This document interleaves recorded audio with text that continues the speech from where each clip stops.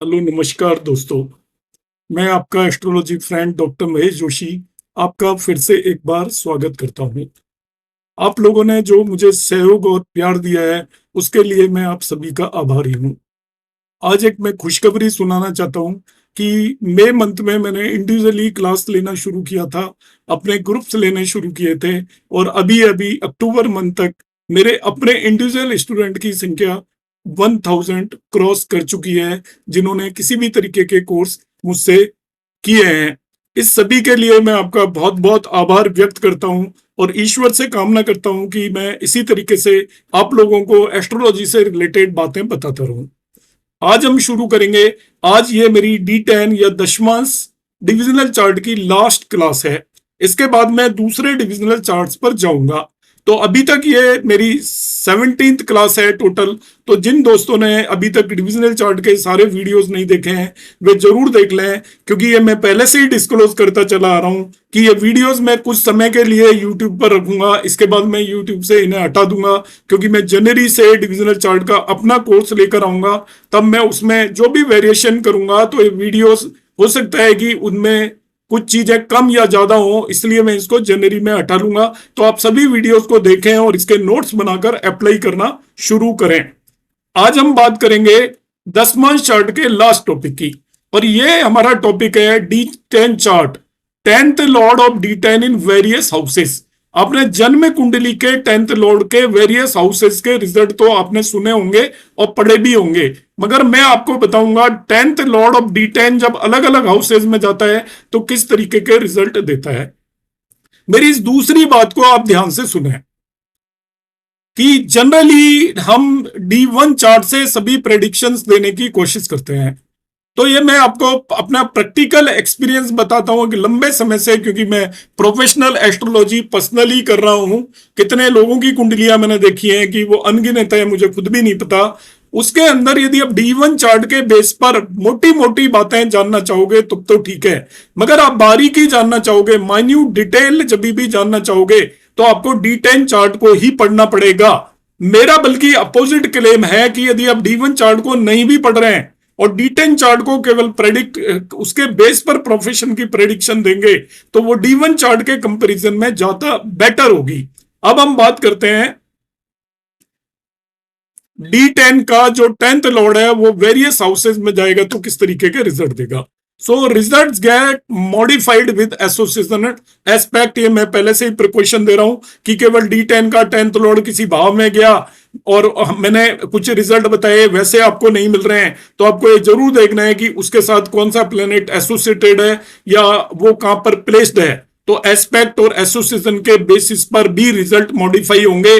जो मैं ये कॉम्बिनेशंस बता रहा हूं ये प्योर कॉम्बिनेशंस हैं कि वो अकेला वहां पर जाकर बैठ गया तब कैसे रिजल्ट देगा। उसके साथ कोई भी और प्लेनेट कंजक्टेड है या कोई भी और प्लेनेट उसे एस्पेक्ट करेगा तो जो रिजल्ट हम डिस्कस कर रहे हैं उनमें मॉडिफिकेशन आ जाएगा एज पर अदर प्लेनेट। उसकी नेचुरल नेचर, उसकी फंक्शनल नेचर, उसकी लॉर्डशिप किन भावों का लॉर्ड है, उस तरीके से वो रिजल्ट को मॉडिफाई करेगा। तो मॉडिफिकेशन के कंसेप्ट तो हम बता नहीं सकते यहां पर, क्योंकि मॉडिफिकेशन तो आपको उसी समय पर देखना पड़ेगा, मगर एक केवल 10th लॉर्ड D10 का किस भाव में जाकर कौन से रिजल्ट देगा उसकी हम यहां पर बात करेंगे। तो फर्स्ट हाउस है, इसके रिजल्ट होंगे। देखिए ये D10 का 10th लॉर्ड की बात कर रहा हूं मैं, पहले से ही ध्यान रखिएगा। गुड प्लेसमेंट माना जाएगा, person is learned, famous and wealthy होगा। Association with malefic and lord of trik houses is not good, impart cunningness, चालाक बन जाएगा यदि आपका त्रिक भाव के स्वामियों का एसोसिएशन हो जाए, एस्पेक्ट भी हो जाए। यदि वो सेकंड हाउस के अंदर चला जाता है 10th लॉर्ड ऑफ D10 तो स्पीच, फूड इंडस्ट्री और द फैमिली बिजनेस वो करेगा। Constantly work to improve wealth, affliction to house can cause loss of wealth. तो उस पर्सन का सारा ध्यान अपनी स्पीच के रिलेटेड उसका जॉब हो सकता है, फूड इंडस्ट्री से रिलेटेड जॉब हो सकता है, दूसरा भाव फूड का भी होता है हमें मालूम है, फैमिली बिजनेस भी कर सकता है वो पर्सन, साथ ही साथ वो अपनी वेल्थ को इंप्रूव करने के लिए लगातार काम करता रहेगा।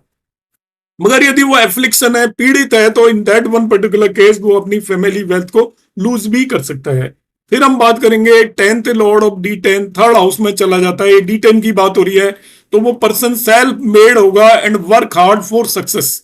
अपने एफर्ट से वो सक्सेस लेगा और अब सक्सेस के लिए बहुत हार्ड वर्क करेगा। कम्युनिकेशन से रिलेटेड उसका काम हो सकता है क्योंकि थर्ड हाउस कम्युनिकेशन का काम है। Writing and short travel is part of work, तो ऐसा पर्सन राइटिंग से रिलेटेड उसका काम हो सकता है, डॉक्यूमेंटेशन से रिलेटेड काम हो सकता है, और शॉर्ट ट्रेवल भी उसमें इन्वॉल्व हो सकती है क्योंकि थर्ड हाउस इन सभी चीजों को रिप्रेजेंट करता है। Malefic association give courage and capacity. देखिए यहां पर जब मेलिफिक एसोसिएशन हो जाएगा तो उस पर्सन के अंदर डिसीजन लेने का करेज होगा और कैपेसिटी भी उसके अंदर इंक्रीज हो जाएगी। Aspect of malefic is not good, change job frequently और इन ट्रांसफरेबल जॉब। जब भी D10 का 10th लॉर्ड थर्ड हाउस के अंदर गया तो वो फ्रीक्वेंटली जॉब चेंज करेगा और उसका जॉब ट्रांसफरेबल होगा। अब D10 का 10th लॉर्ड आपका 4th हाउस में चला गया तो prosper in his own land and have authority, does charity, can pursue politics as a career specially when it is related to Saturn and 9th lord और 9th house.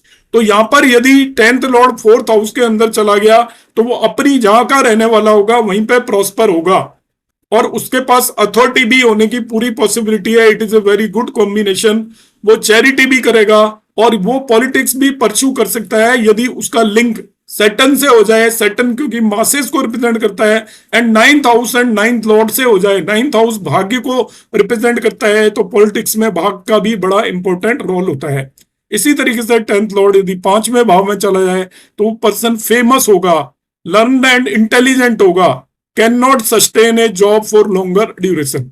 10वें से 8वां हो गया, बार बार जॉब बदलना पड़ेगा उसे, जॉब में डिफिकल्टी रहेगी। Even small troubles forces the person to change job. Progeny is famous and highly placed in society. ऐसे पर्सन की जो संतान होगी वो फेमस होगी और वो सोसाइटी के अंदर हाईली प्लेस्ड होगी, अच्छी पोजीशन पे पेस्ड होगी जब भी 10th लॉर्ड 5वें भाव में चला जाएगा। 10th लॉर्ड यदि छठे भाव में चला जाता है D10 के तो नेचुरली वो पर्सन सर्विस करेगा। Person depend on luck for furthering the career, आगे बढ़ने के लिए वो भाग्य पर डिपेंड करेगा। This house is related to problems. Actually ये 10 से 9वां भाव हो गया, इसलिए वो आगे बढ़ने के लिए भाग्य पर निर्भर करेगा। This house is related to problem in society like disease, death and enemy and person learn is earning what with that. मतलब वो अर्निंग किस तरीके से अर्न करेगा अपनी, क्योंकि ये जो छठा भाव है 10th लॉर्ड 6th हाउस में चला गया तो वो डेट का भाव है, डिजीज का भाव है, एनिमी का भाव है, तो इन सभी चीजों से वो अर्न करने की कोशिश करेगा। तो डेट का मतलब वो कहीं उधार देने वाला हो सकता है, इसी तरीके से वो डॉक्टर प्रोफेशन में हो सकता है, मेडिकल प्रोफेशन में हो सकता है, लॉयर हो सकता है, इस तरीके का होगा। मगर उसका जो भी काम है वो भाग्य पर निर्भर करेगा क्योंकि ये आपका 10th हाउस से 9वां भाव हो गया। इसके बाद यदि 10th लॉर्ड 7th हाउस में चला जाएगा तो उस पर्सन के अंदर स्ट्रॉन्ग बिजनेस स्किल्स होंगी। Partnership and corporate houses are important in earning. तो उसकी जो भी अर्निंग होगी उसके अंदर पार्टनरशिप का इन्वॉल्वमेंट होगा, कॉर्पोरेट बड़े बड़े बिजनेस हाउसेस का इन्वॉल्वमेंट होगा। एसोसिएशन ऑफ फॉरिनर्स और travelling is part of profession. 7th house foreign travel को भी रिप्रेजेंट करता है तो उसका एसोसिएशन होगा फॉरिनर से, और travelling is the part of profession. उसको आना जाना पड़ेगा एक जगह से दूसरी जगह, और बल्कि वो उसको अब्रॉड भी आना जाना पड़ सकता है अपने बिजनेस से रिलेटेड यदि 10th lord in the 7th house. इसी तरीके से 10th लॉर्ड यदि 8th हाउस के अंदर आ जाए तो वो चैलेंजेस आएंगे उसके प्रोफेशन और करियर के अंदर। If Lagna is strong, then one achieves great position with lot of struggle. Uncertain career होगा। With benefic association, one reaches high position quickly. तो यहाँ पे दोनों तरीके के मिक्स रिजल्ट आपको मिलने वाले हैं क्योंकि ये 10वें भाव से 11वां भाव है। तो चैलेंजेस इसलिए क्योंकि वैसा 8वां भाव है तो चैलेंजेस आपको आएंगे उसके प्रोफेशनल करियर के अंदर। यदि लग्न स्ट्रॉन्ग है तो वो पर्सन आपकी हाई पोजीशन को अचीव कर लेगा आफ्टर सर्टेन स्ट्रगल। अनसर्टेनिटी रहेगी करियर में 8वें भाव के कैरेक्टरिस्टिक की वजह से, और बेनिफिक एसोसिएशन है तो वो इजीली अपनी हाइट्स पर पहुंचेगा, ऊंचाई पर पहुंचेगा इन द प्रोफेशन आसानी से यदि उसका बेनिफिक एसोसिएशन हो रखा है 10th लॉर्ड का। अब 10th लॉर्ड जब 9वें भाव के अंदर चला जाता है तो वो राजयोग होता है basically 10th lord in 9th house. Wealthy and attains high position by share luck. भाग्य के भरोसे उसको हाई पोजीशन मिलेगी चेंजेस जॉब फ्रिक्वेंटली और इन ट्रांसफरेबल जॉब।